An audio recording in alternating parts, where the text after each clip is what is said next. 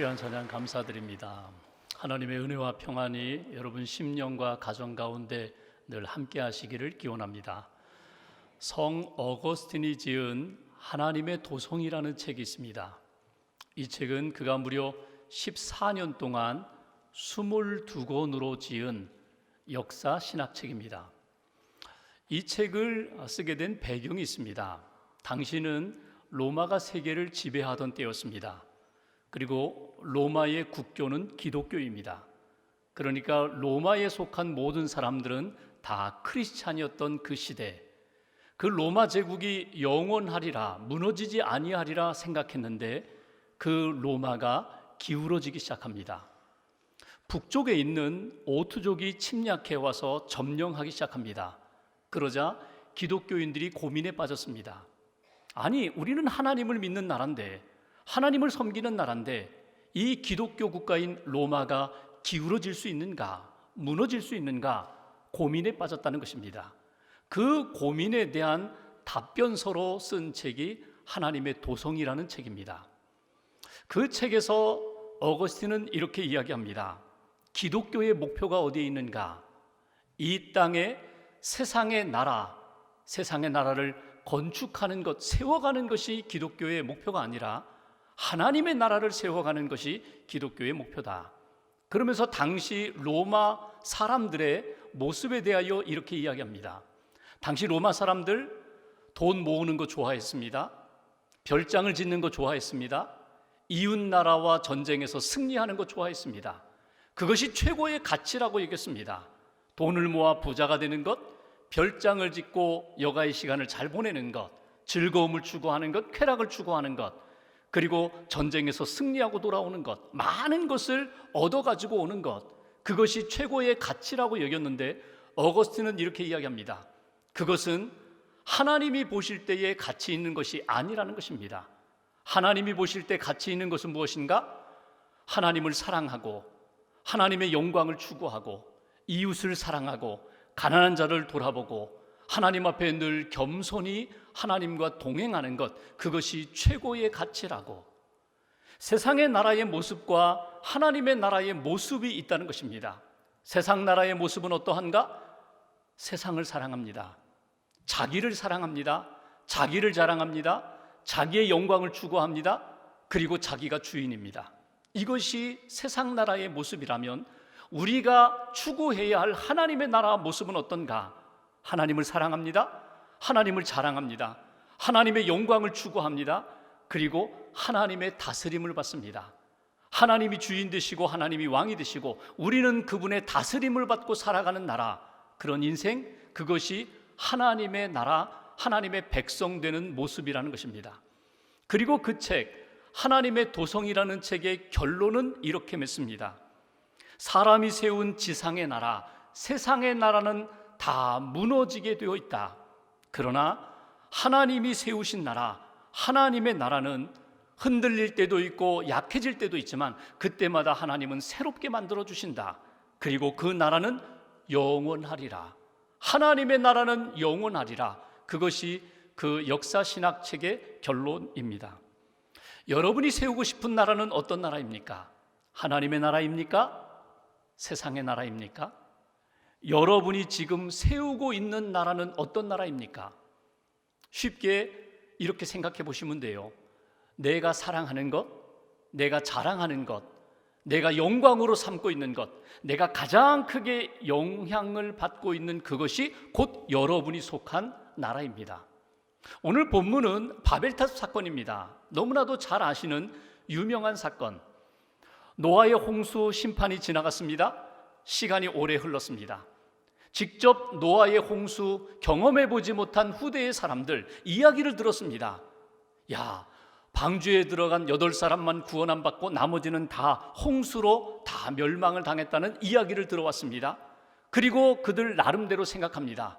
야, 홍수가 또 일어나면 어떻게 할까? 하나님이 분명히 약속하셨는데, 노아에게 무지개 언약을 통하여 약속하셨는데 내가 다시는 물로 심판하지 아니하리라.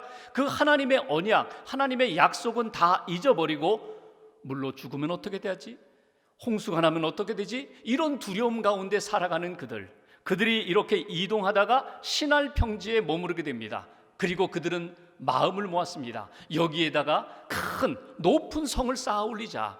높은 쌓아 올린 그 성, 하늘 꼭대기까지 쌓아 올려서 다시금 홍수가 일어나도 우리가 죽음을 면할 수 있는 그런 높은 성을 만들어 거기에 살자. 의견이 모아졌습니다. 뜻이 모아졌습니다. 그리고 벽돌로 성을 쌓아 올라가는 그런 모습을 하나님이 보셨습니다. 하나님 마음에 합하지 않습니다. 그래서 하나님이 내려오셔서 그들의 언어를 다 흩어버리셨습니다. 그것이 바로 오늘 이 바벨탑 사건의 내용입니다. 오늘 이 사건을 통하여 우리에게 주시는 메시지가 무엇일까? 영적으로 하나님이 오늘 나에게 주시는 음성이 무엇일까? 한번 1절 말씀을 보겠습니다. 제가 1절 봉독합니다. 온 땅의 언어가 하나요 말이 하나였더라. 2절 같이 봉독하겠습니다. 이에 그들이 동방으로 옮기다가 시날 평지를 만나 거기 거류하며, 여기 보시면 그들이 동방으로 옮기다가, 여기 동방이라는 표현이 나옵니다. 동방이 어디입니까? 창세기 2장 8절에 보면은 하나님께서, 여호와께서 동방의 에덴의 동산을 창설하시고 라는 말씀이 나옵니다. 그러니까 동방하면 딱 떠오르는 이미지가 그곳은 에덴 동산이야. 하나님이 창조하시고 하나님이 함께 하시고 하나님이 복 주시고 하나님의 은혜가 넘치는 곳, 동방하면 에덴의 이미지가 떠오릅니다. 동방의 가장 중요한 상징이 에덴이라는 것입니다. 함께 하시는 곳. 그런데 동방으로라고 오늘 성경에 표현되어 있는데 원어를 보시면 미케뎀, 케뎀은 동방이고요, 동쪽이고요, 믹은 전치사입니다. 근데 동방을 향하여라는 의미가 아니라 동방으로부터, 동방에서 멀리 떨어져서 그들이 자기의 인생길을, 세상을 향한 길을 걸어가고 있다는 표현입니다. 그러니까 오늘 말씀을 해석을 하면 이런 거예요. 그들이 과거의 노아의 홍수 사건을 기억하고 있던 그들이 함께 모여서 그들이 정착지를 찾아서 움직이는 가운데 점점 동방으로부터 멀어져 가고 있었다는 것입니다. 에덴으로부터 멀어져 가고 있었다. 하나님의 은혜와 하나님의 축복과 하나님의 사랑이 넘쳤던 그곳으로부터 멀어져 가고 있었다. 영원한 믿음의 본향인 그곳으로부터 멀어지고 있었다. 신앙의 중심이 하나님 중심으로 나아가지 아니하고 하나님을 멀리 멀어져 가는 세상을 향하는 그런 인생의 여정이었다. 이것이 오늘 본문의 말씀입니다. 그런데 여기 동방이라는 케뎀이라는 이 단어가 위치적인 상태에서의 동쪽만 의미하지 않고 시간적인 의미도 있습니다. 동방, 케뎀이라는 단어는 이거는 태고의 시간, 창조의 시간을 의미하기도 합니다.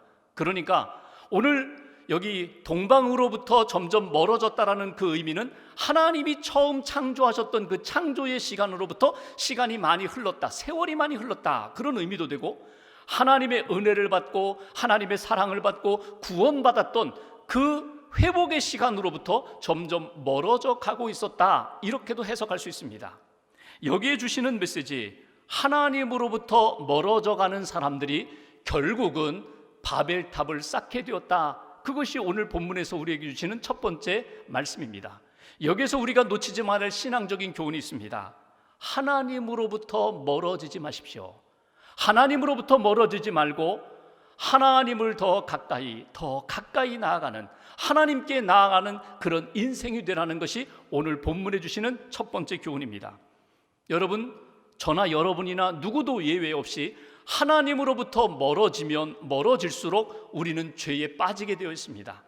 하나님으로부터 멀어지면 멀어질수록 나도 모르게 나 자신이 인간적인 바벨탑을 세워갈 수밖에 없는 것이, 그것이 인간의 모습이라는 것입니다.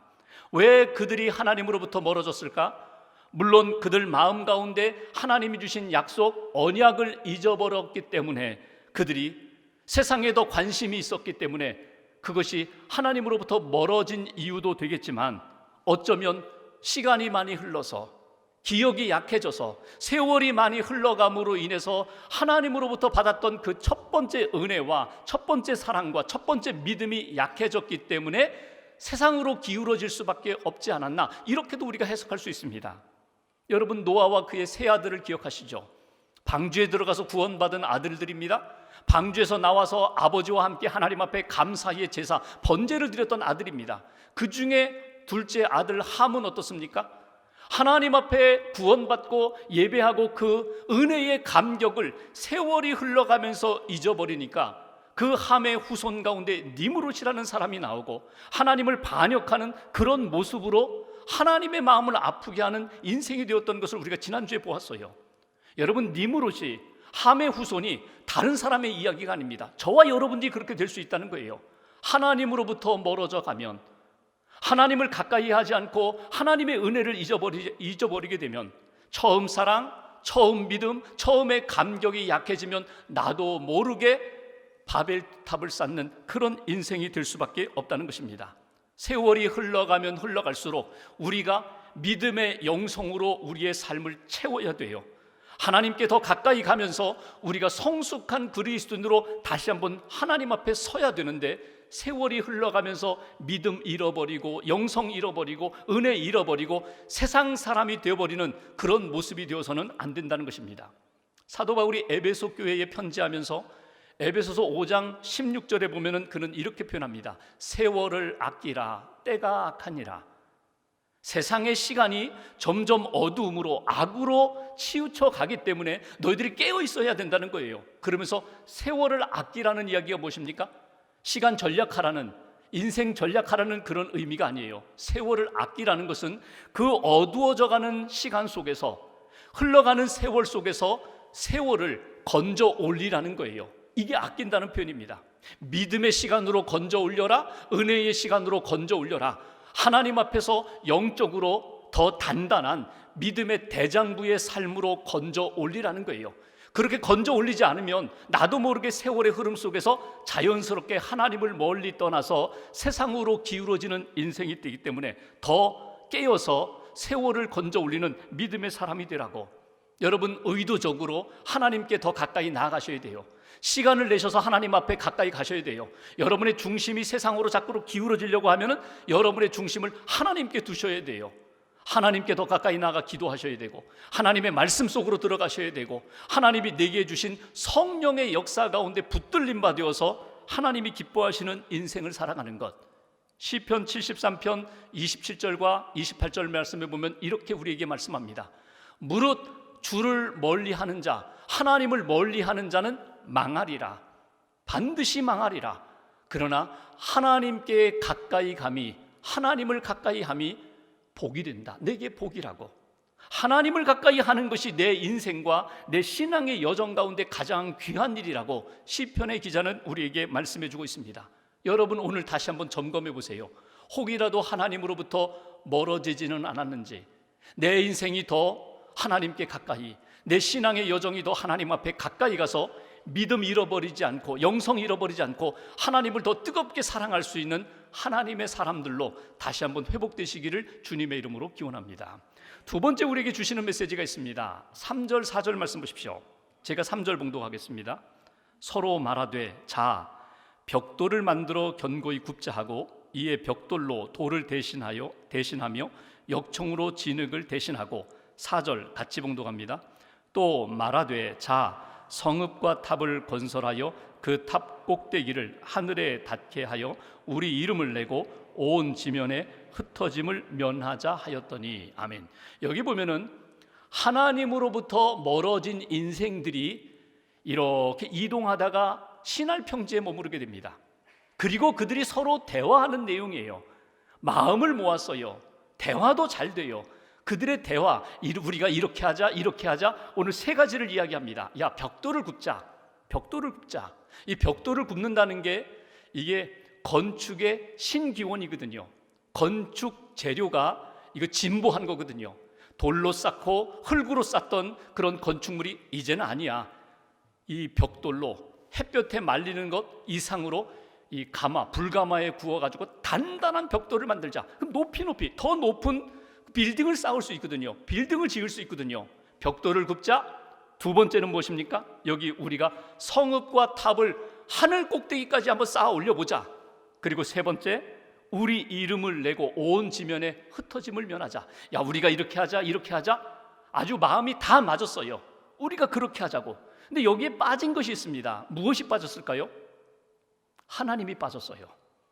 그들이 함께 모여서 우리가 이렇게 하자, 벽돌을 굽자, 성을 높이 쌓아 올리자, 우리 이름을 내고 하나가 되자, 흩어지지 말자.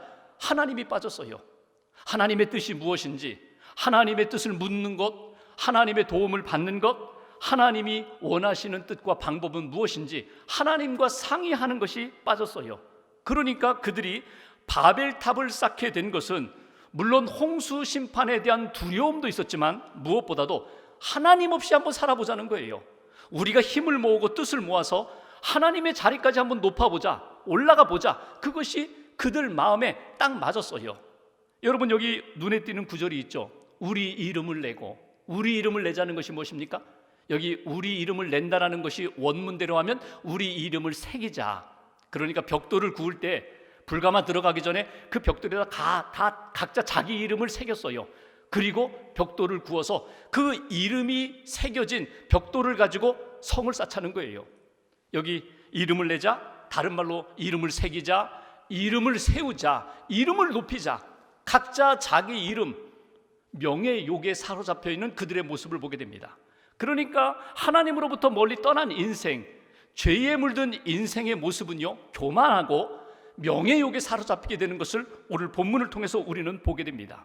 여기서 얻을 수 있는 두 번째 신앙적인 메시지가 있습니다. 여러분 자신의 이름을 높이는 일에 관심 갖지 마시고 하나님의 이름을 높이는 일에 여러분 관심을 가지시라는 거예요. 내가 세상에 기울어지게 되면 자연스럽게 교만하게 되고 명예욕에 사로잡힐 수밖에 없어요. 그래서 이걸 의도적으로 깨어서 하나님, 제 이름이 높아지는 것이 아니라 오직 하나님의 이름이 높임을 받기로 합니다. 하나님을 높이는 인생으로 나아가야 된다. 이것이 오늘 본문을 통해서 깨닫는 교훈입니다. 성경을 보십시오. 성경에 쓰여진 하나님이 기억하시는 이름들은 어떤 이름입니까? 자기의 이름을 내려놓고 하나님의 이름을 높이고자 했던 그들을 하나님이 붙드셔서 높여주셨어요. 그리고 성경에 기록하셨어요.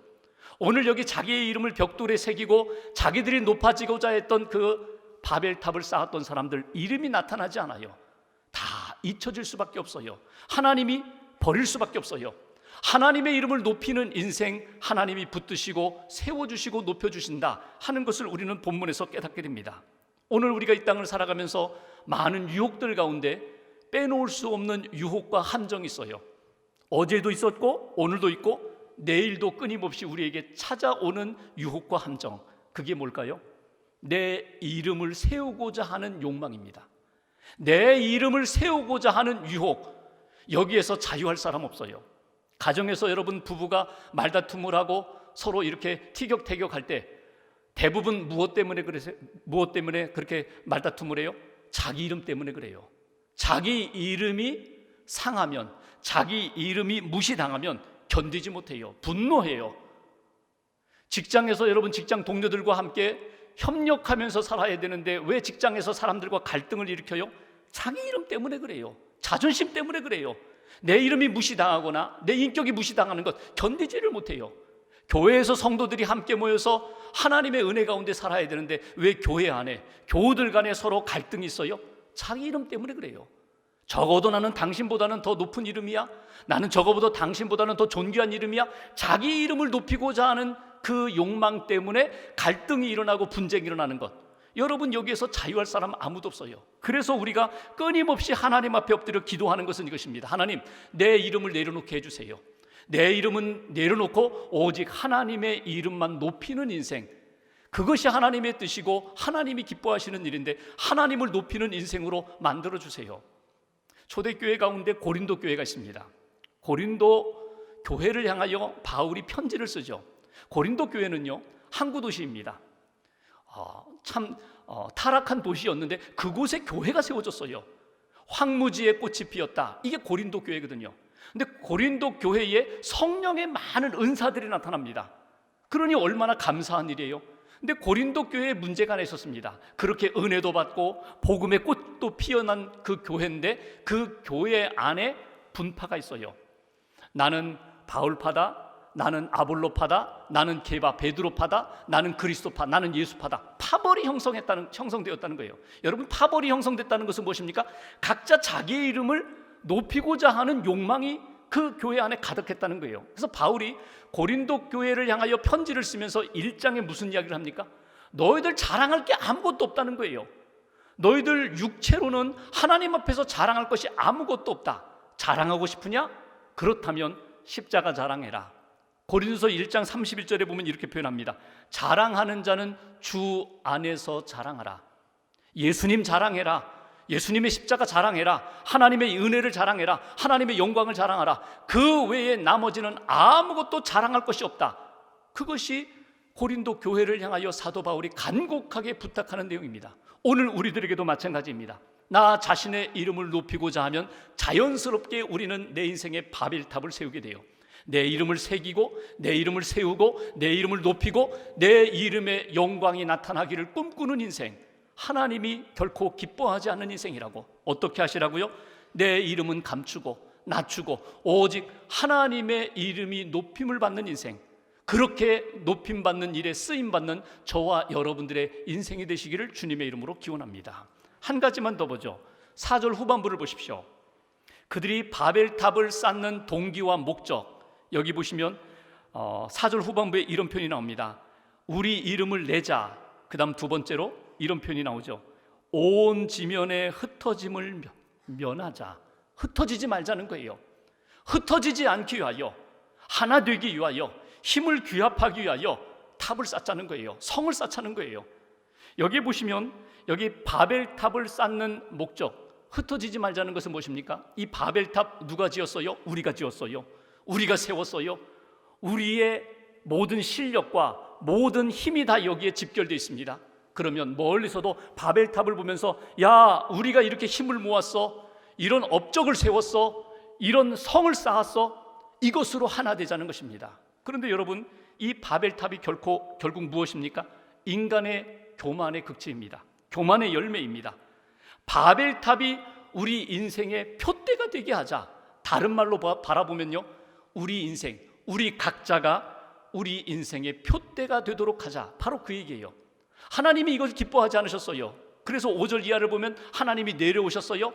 그리고 그들의 언어를 흩어버리셨습니다. 8절 말씀 보십시오. 8절 제가 봉독합니다. 여호와께서 거기서 그들을 온 지면에 흩으셨으므로 그들이 그 도시를 건설하기를 그쳤더라. 9절 같이 봉독합니다. 그러므로 그 이름을 바벨이라 하니 이는 여호와께서 거기서 온 땅의 언어를 혼잡하게 하셨음이니라. 여호와께서 거기서 그들을 온 지면에 흩으셨더라. 아멘. 여기 보면 8절과 9절 두 번 반복되어 나오는 구절이 있습니다. 여호와께서 거기서 그들을 온 지면에 흩으셨다. 여러분, 흩으셨다라는 것은 하나님의 심판과 하나님의 징계입니다. 너희들 바벨탑 쌓을 수 없어. 하나님이 중단시키셔요. 사람들의 계획과 사람들의 그 마음을 하나님이 용납하지 않으셨어요. 이거는 심판과 징계예요. 그런데 여기 하나님이 흩으셨다라는 이 말씀이 단지 심판으로만 끝나지 않고 이것은 하나님이 모든 인생들에게 주신 하나님의 명령이며 사명입니다. 여기 흩으셨다라는 말씀을 우리가 창세기를 보면요, 하나님이 처음 사람 아담과 하와를 지으시고 창세기 1장 28절에 하셨던 축복의 말씀이 있죠. 생육하고 번성하여 땅에 충만하라. 그 얘기 뭐예요? 너희들이 하나님의 은혜 가운데 어느 곳에 가든지 흩어져서 하나님이 주신 약속대로 생육하고 번성하여 땅에 충만하라. 노아의 홍수가 끝난 다음에 9장 1절에 보면은 노아가 방주에서 나올 때 제일 먼저 주신 말씀이 뭡니까? 생육하고 번성하여 땅에 충만하라. 하나님의 은혜를 받았느냐? 하나님의 구원을 받았느냐? 그러면 어느 곳에 가든지 너희들이 은혜 받은 자답게 세상 속에 들어가서 하나님의 은혜의 영향력을 발휘하며 살라라. 이것이 하나님의 축복이고 명령이고 우리의 입장에서는 하나님이 주신 사명이라는 것입니다. 안주하지 말라는 거예요. 구원받았으니, 은혜 받았으니, 이런 실력을 갖추었으니 안주하지 말아라. 하나님이 내게 말씀하신 것 늘 깨어서 듣고 그 말씀에 순종하라. 개인에게도 주신 사명이고 교회 공동체에게도 주신 사명입니다. 여기에 우리에게 주신 세 번째 메시지가 있습니다. 여러분, 은혜 받으셨어요? 구원 받으셨어요? 하나님이 많은 복을 허락하셨어요? 안주하지 마십시오. 나 하나 구원받았으니까, 우리 가족 구원받았으니까 됐다, 안주하지 마십시오. 하나님이 주신 사명을 따라 여러분 움직이세요. 헌신하세요. 나아가 복음을 증거하세요. 이것이 오늘 우리에게 주시는 메시지입니다. 받은 사명을 감당하라. 사도행전을 보면은 120명이 모여서 마가의 다락방에서 약속하신 성령을 사모하며 기도합니다. 성령을 부어주셨어요. 성령을 주시면서 그들에게 하셨던 부탁이 있죠. 너희가 성령을 받으면 예루살렘, 온 유대, 사마리아 땅끝까지 이르러 증인이 되라고, 성령 받은 사람답게, 구원받은 사람답게 나아가 증거하라고, 증인된 삶을 살라고 했는데 예루살렘 교회 성도들이요 나가지 않았어요. 여기가 좋사오니, 우리가 좋사오니, 예루살렘 교회 안에서만 안주하고 있던 그들, 스데반이 순교를 당합니다. 교회의 핍박이 이루어집니다. 그러니까 사도행전 8장에 이르러서 어떻게 됩니까? 결국은 자기들이 원해서가 아니라 하나님이 다 흩어버리셨어요. 그래서 원치 않았던 사마리아 땅도 가고 원치 않았던 이방 땅에도 가서 살면서 거기에서 복음을 전하고 교회를 세우고 복음의 역사를 이루게 되는 것을 보게 됩니다. 하나님이 저와 여러분들에게 오늘도 말씀하세요. 안주하지 말아라. 안일하게 너 혼자 구원받았다고 그렇게 평안하게 살지 말아라. 나아가 주의 복음 증거해야지. 나아가 하나님이 기뻐하시는 삶을 살아야지. 오늘이 존 웨슬리 목사님 회심 기념주일입니다. 282년 전에 5월 24일 1738년 5월 24일 저녁에 그가 성령 체험을 하게 됩니다. 구원의 확신을 갖게 됩니다. 그리고 하나님이 내게 주신 사명을 따라 그가 복음을 전하러 다녀요. 예수 믿지 않는 사람들 그 지역을 향하여 말을 타고 다니며 복음을 전했습니다. 그의 기록을 보면은 그가 설교한 횟수가 4만 회나 된다고 그래요. 그가 말을 타고 다닌 거리가 25만 마일, 지구 10바퀴 도는 거리를 그는 말 타고 다녔어요. 심지어 그가 세상을 떠나기 전, 하나님의 부름을 받기 전 닷새 전에도 그는 복음을 필요로 하는 사람, 하나님의 말씀을 들어야 할 사람을 향하여 말을 타고 가서 32km 떨어져 있는 그곳에 가서 복음을 전했던 사람이에요.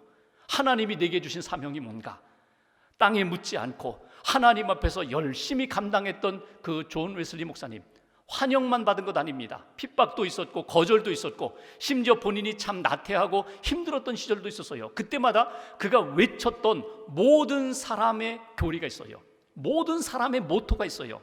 들어보십시오. 모든 사람이 구원받을 필요가 있다. 모든 사람이 구원받을 수 있다. 모든 사람이 구원의 확증을 얻을 수 있다. 모든 사람이 완전한 성화를 얻을 수 있다.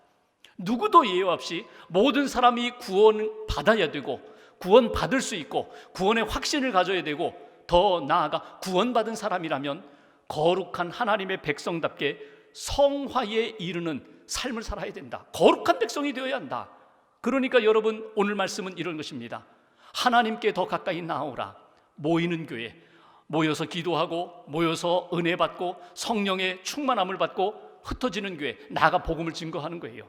아직도 주의 사랑이 필요한 사람들에게 가서 주의 복음을 증거하는 거예요. 그리스도의 향기가 되고 그리스도의 편지가 되고 세상의 빛이 되고 소금이 되는 삶을 살면서 내게 주신 사명을 감당하는 것, 이것이 하나님이 저와 여러분들에게 원하시는 뜻이라고. 오늘도 우리에게 바벨탑의 유혹이 있습니다.